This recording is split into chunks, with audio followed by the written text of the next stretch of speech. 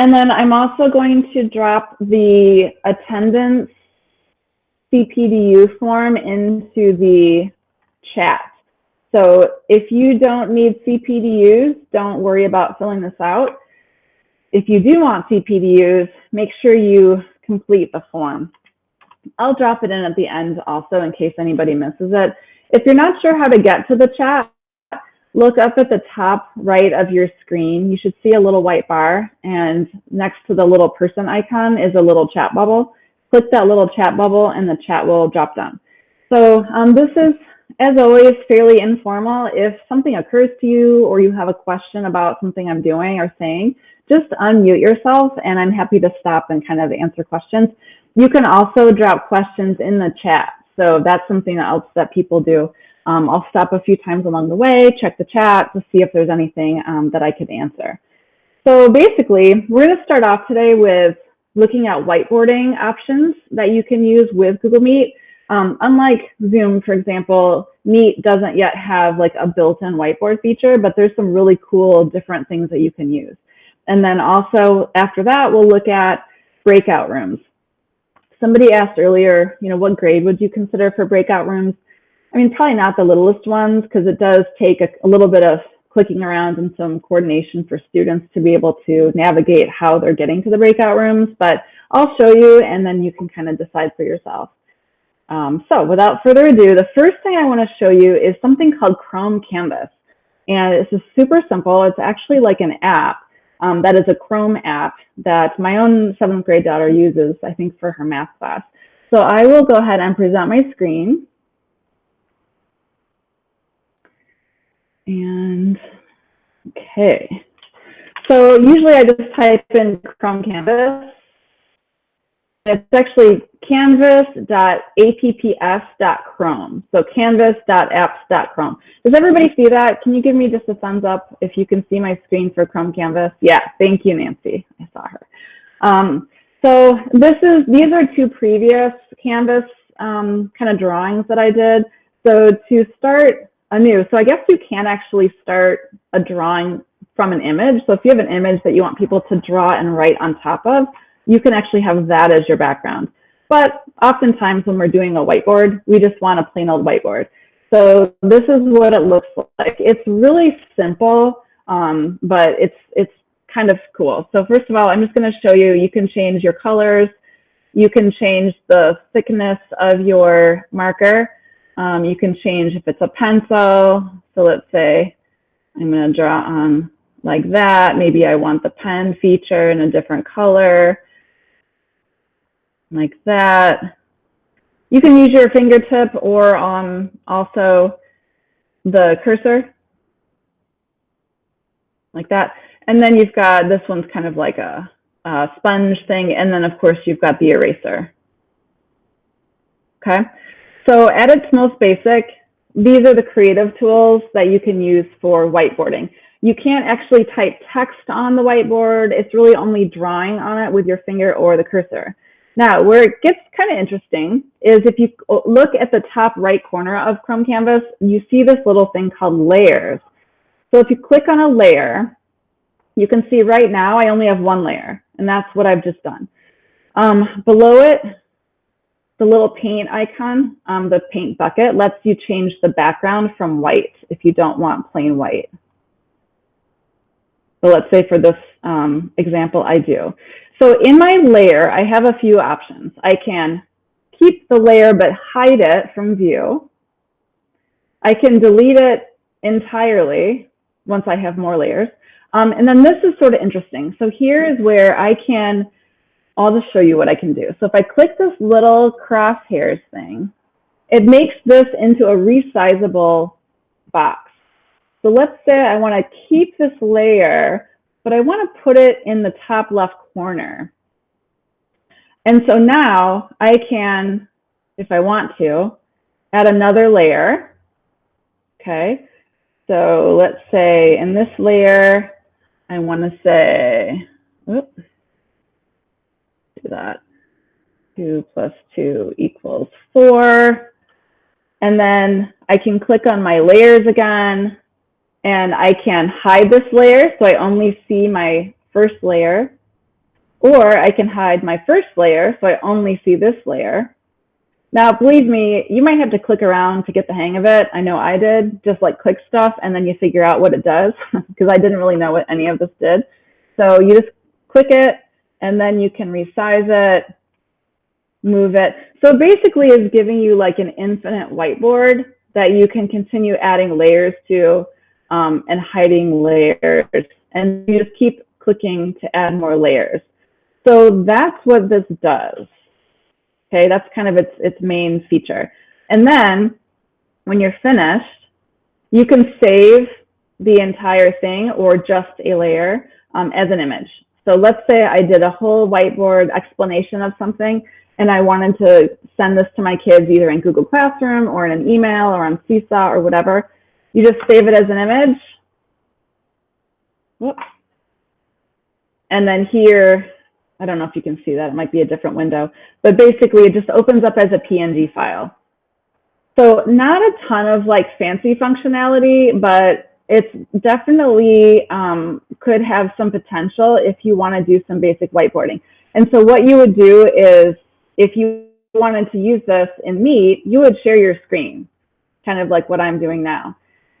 Somebody asked, well, what if I'm doing this and then I can't see my students? Like when I was doing that, I'm just using my computer, like my laptop right now. I couldn't see any of your faces. So the question was, well, what about our students? We can't see them. Like, what if they're not paying attention? So if you have two screens, like when I did this earlier today, I had my whiteboard on a monitor that was connected to my computer, and I was looking at my class on the actual computer, like the laptop that I have. Not everybody has that kind of setup.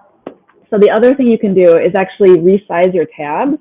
And I'm going to show you a very cool extension called Tab Resize, but I'll show you at the end of this in case someone's not interested. If you are interested, stick around. It's really cool. And then it'll allow you to actually see a couple of tabs at the same time, like all at once on one screen, which could be helpful for that kind of thing.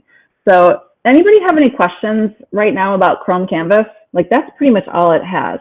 Lori, no, this one is not collaborative. So I'm going to show you the next one that I'll show you. Jamboard is collaborative, but this Chrome Canvas is not. And then somebody else mentioned, and this is a good idea, you can use these tools and just do a screencast recording. So you could be explaining, what you're doing here on your Chrome Canvas in a Screencastify and then save that video. Any other questions or comments about Canvas?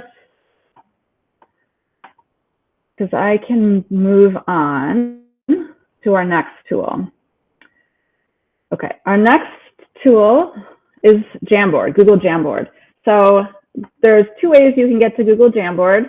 One way is just through your waffle.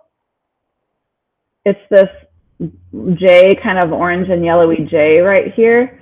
You can also just start typing in jamboard.google.com and your Jamboard will open. So the thing to note about Jamboard is that it is a G Suite product. So it is very similar to Google Docs, Google Sheets, Google Slides, and that it will save into your Google Drive.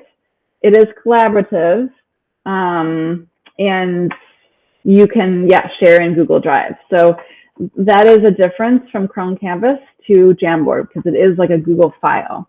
So these are some ones that I've created before. So to create a new jam, they call them jams. It's very cool. So you click on the plus, and then here is your clean whiteboard. So just like a Google file, to title it, you just click on the title, and you can say Tech Slam Jam.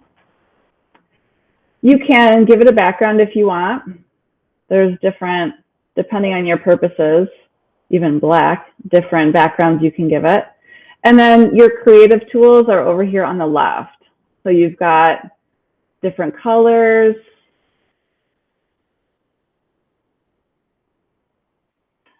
different marker styles, just like that. Your eraser is just your standard eraser. The sticky note is kind of cool. So that's a difference and additional feature from Chrome Canvas. So sticky note, you can choose what color sticky note you want. Save it, and then with your sticky note, you can move it around, tilt it, resize it, edit what it says. You can duplicate it, and then you can delete it. Okay. You can even add an image. So just from your drive or from Google Image Search or your computer, you can drop an image into your Jamboard. So you can see there's definitely more functionality than Chrome Canvas. And then let me show you this that I just think is the coolest. This is called a laser pointer. And also I had to play with this a little bit before I actually figured out what it did. So if you have your laser pointer selected and you're either recording your screen as you're speaking or you're presenting it live and you want to use your laser pointer, so as you're speaking, you use your laser pointer and maybe I'll underline something and it goes away after about a second or two. So it's just to kind of call out or highlight what you want people to look at. So I might say 1 + 1 = 2, and I circle it and then it goes away. So that's the laser pointer. I find it really fun to use. And then Google Jamboard calls each page within your Jam a frame as opposed to a page. So if you want to clear it, you just click clear frame. But then you can also add frames. So you can make one Jamboard file multi-pages. So let's say I want to add another one. So here's my other one. Here's my other one. So now I've got a 3-page file. Disregard that it says open on a Jamboard. Google does sell these really expensive kind of big giant screens called Jamboards, but you don't need one. You can just use it as I'm showing you here on your computer. The little 3 dots, let you rename it. You can download it as a PDF. So that actually will have all 3 pages of my Jam as a PDF. So you can see here's page 1, page 2, and page 3. I can also save an individual frame as an image. So let's say I wanted to save this frame, but just this one frame as an image. It's a PNG file. I can delete it or I can copy it. And then because it's a Google file, you can share it as well, exactly the same way you would share it any other Google file. Now, the one thing I want to make sure everybody does understand is if you have students work on Jamboard Jams collaboratively, unlike other Google documents, there is no revision history. So unlike Google Docs, where if you have a bunch of kids working on one document and somebody either A, does something goofy and you want to find out who it was, or B, accidentally deletes something or does something, you want to find out who that was, you can go to the revision history. Jamboard does not have that. So just kind of exercise caution if you're assigning multiple students to work on something together. And that's pretty much it for Jamboard. Again, you could share your screen, you could record this as a screencastify. Any questions or comments about Jamboard?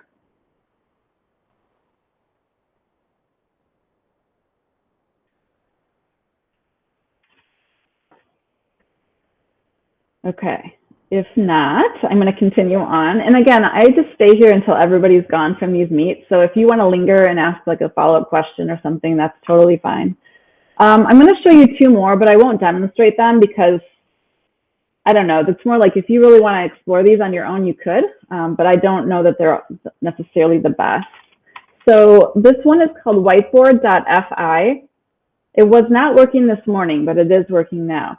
So as you can see here, it basically lets teachers create a whiteboard class, and then it gives you a class code that you then give to students, and the students join your whiteboard class.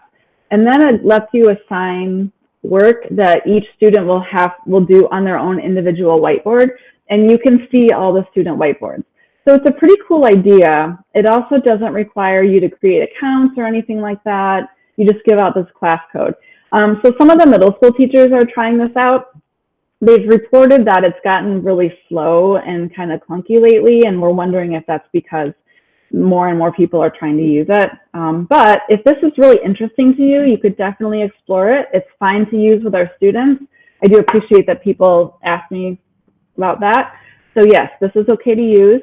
The other thing is there's a Chrome extension called Raise Hand. And we already have a Raise Hand extension pushed out to everybody. Where is that? So we don't really need it for raising hands, but in this extension, I'm not seeing it right now, but in this Raise Hand extension, there's also like a whiteboarding tool built in. So you can technically, with this extension, push out a whiteboard to students. So like I actually have it installed. So this is what it looks like. I'm not sure if you can see that. Could you guys see that when I just tried to share my whiteboard screen? Marcella, did you see a whiteboard screen just now? You did? Okay. So that's what it looks like. When we were playing with it, so you can add text. It lets you type in text. But the weird thing is when you click save, it pops it up in the upper left-hand corner. And then every time you add more text or math symbols, it puts it directly on top of the text that you just saved. So it was kind of weird, but if you're interested in that, you could definitely explore that further. So Jamboard, Chrome Canvas, highly recommend. Whiteboard.fi could be something interesting to explore. This Raise Hand extension, I don't know if I would really give it the time of day unless you're super interested. So that's pretty much it for whiteboarding. Any questions or comments about whiteboarding? Julie, can you assign this to kids individually? Do you mean the Jamboard stuff? I think you could assign it just the way you might assign any other document in Classroom, if that's how you're assigning work is through Classroom. So you could attach a jam, or you could just create a new jam and then return it to me here. Marcella, did you have a question? I saw your hand. You're muted still. Okay. Yes. Could you show us again, or I missed that part, how to get the icon for the Jamboard, how to launch it? I'm looking in my apps and I cannot see it. If you don't, I guess assumed that everybody has it. If you click on your apps, if you don't see it, maybe I actually had to add it. I don't really remember at this point, but so if it's not in this little list of apps, you just go to jamboard.google.com and you'll be in. Okay. Okay, let's move on then to breakout rooms. Okay. Oh, Lori says she does have it. So you should have it if you click on the little apps, and then you might have to scroll down a little bit in order to see it. So breakout rooms. This is a little bit of a process, but I think if you do start using it, it could become more natural. So the first couple of times you might need to rewatch this video. There's also a video for how to do it linked into that Google Meet tips and tricks for students, for using this with students. So what you will do, number one, is create a Google Doc. And this is just how I would do it. Create a Google Doc that you will eventually share with students. And so these links, these rooms will eventually be linked, and then you will share this doc with students, and you will somehow tell, maybe on the doc you would have a list of which students should go into which rooms, but however you want to do that, here's the document where you will actually link each room to its unique Meet address. And then you will share this document with students once it's all ready. So the first thing you'll want to do is go to your Google Classroom and copy this Meet link. Go back into Classroom, paste it. Then take everything off of the address after the lookup /. Okay? So basically what we're going to do is create 4 unique nicknamed meets. So we talked last time about the importance of nicknamed meets. And so you're going to be creating them on your own. And this is kind of like a little trick for how to do that. So let's say I want to give my name, my meet's actual names, like I've got listed up here for the rooms. Okay. So now what I'll do is I'll copy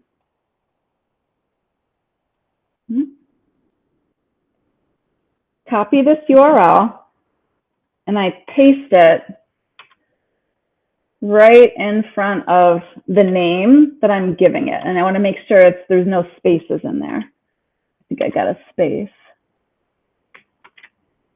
Okay.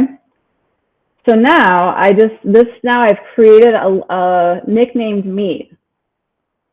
So I copy that whole thing. I go up to my room that I've called Lions and I hyperlink it to this meet. And then I do the same thing for tigers, hyperlink it.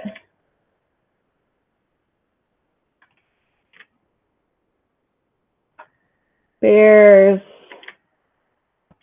and then dogs. Okay. So now, before I share this with students, I am going to myself join all of these because students will not be able to get in unless I, the teacher, am in. So I would click on that, open that one, click on that, open that one, and you get the picture. So I would need to join all of these. And so in my browser now, I'm going to have the main student meet plus 4 of these kind of breakout room meets. Once students get in there, though, it's going to get really loud.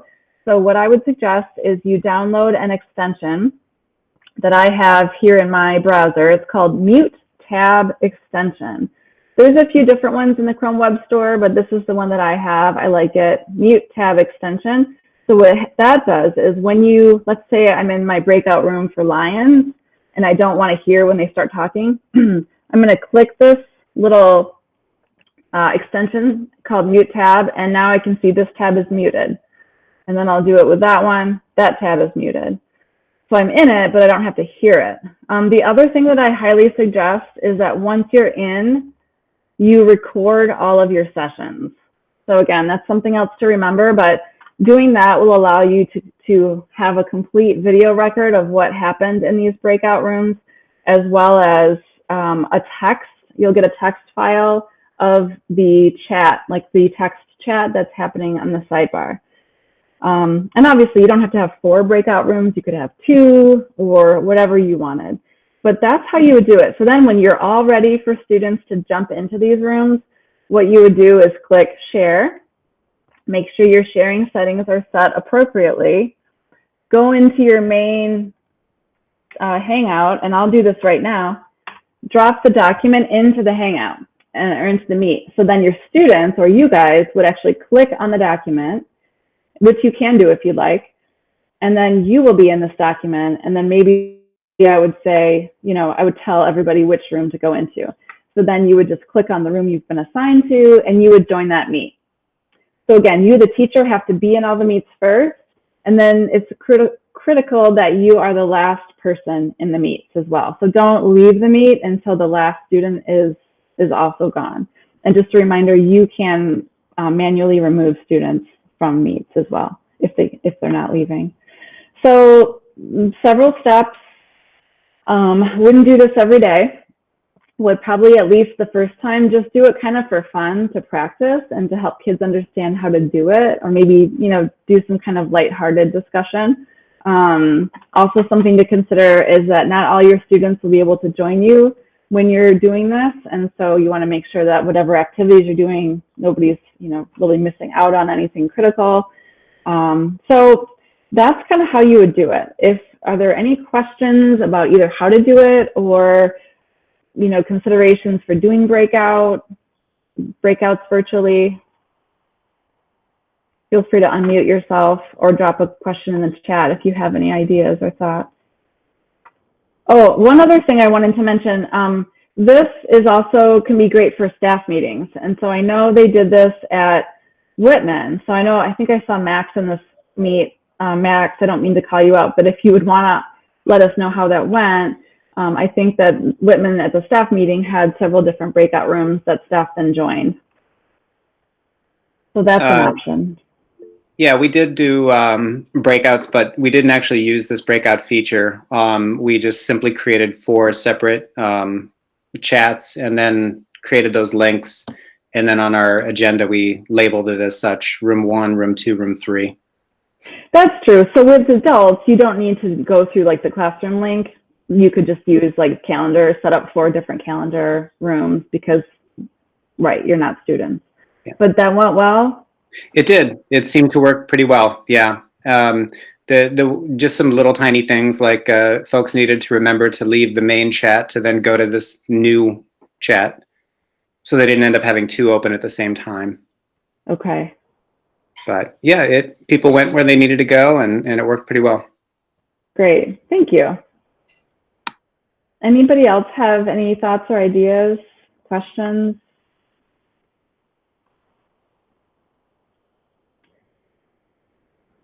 If not, I am going to show you guys this really cool split tab resize, which lets you do some tabs, some split screens. And the extension that you'll use is called Tab Resize. You will have to add it for yourself. So you just go to the Chrome Web Store. Actually, I'm just going to drop it in the Hangout in the chat.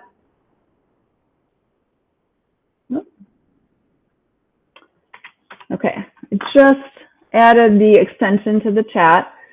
So what it looks like is this little, it's like a little blue box in your browser with white arrows, okay?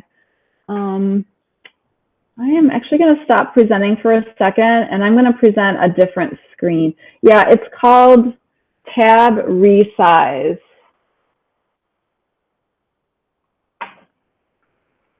Okay.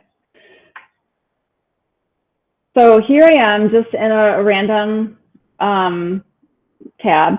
And let's say I want to have this screen and what's another good one?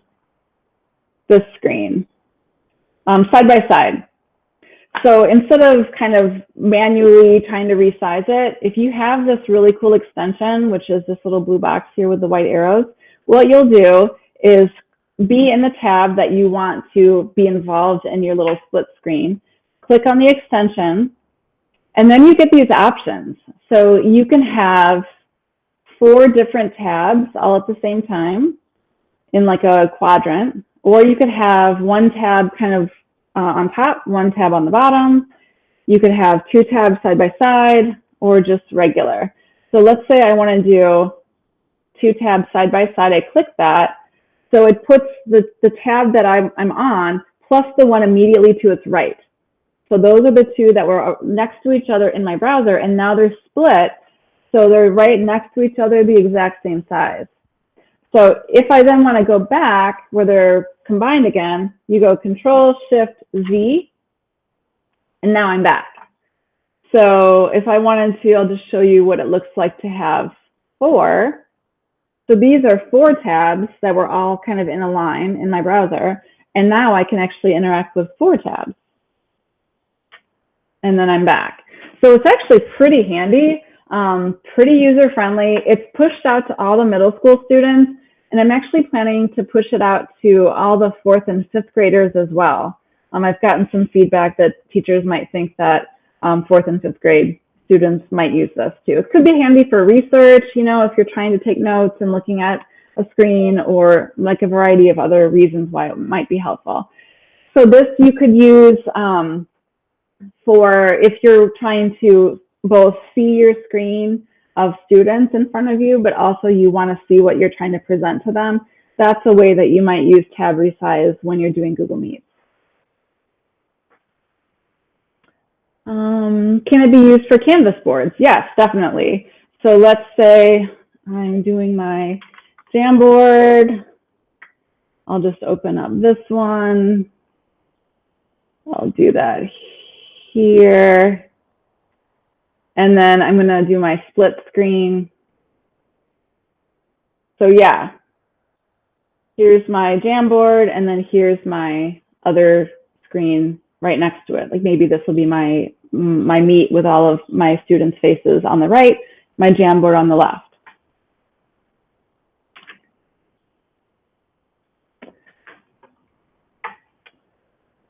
So how do you get, yes, to get out of the screen, it's Control-Shift-Z. And when you first install it, and actually anytime after you've installed it, you can click on it. And if down at the, there'll be like a little pop-up, maybe, I think you guys might be able to see this right here on my screen. But if you want to know what the shortcut keys are, this is how I found that out. You click shortcut keys. Oh, and then you scroll down to tab resize. If you want to undo the previous resize, it's, whoops, Control-Shift-Z, or you can change it to whatever you want. So you can even set your different Chrome, like a keyboard, what do you call it, shortcuts, however you want them for these different layouts if you want to do that. So pretty cool. Probably lots of ways people can use that. So that's pretty much it for whiteboarding, breakout rooms, tab resize. I will drop in the link to the CPDUs once again, in case you didn't get that, but you want it. And, oh, also just a reminder that we have an entire playlist on our YouTube channel for Google Meet. So I've just dropped that link into the chat as well. So yeah, that's really it. Thanks for coming. Hope you are able to get out and enjoy this beautiful day. I will linger here until everybody is gone, so feel free to stick around and ask me anything about this or anything else. Thanks again for dropping in.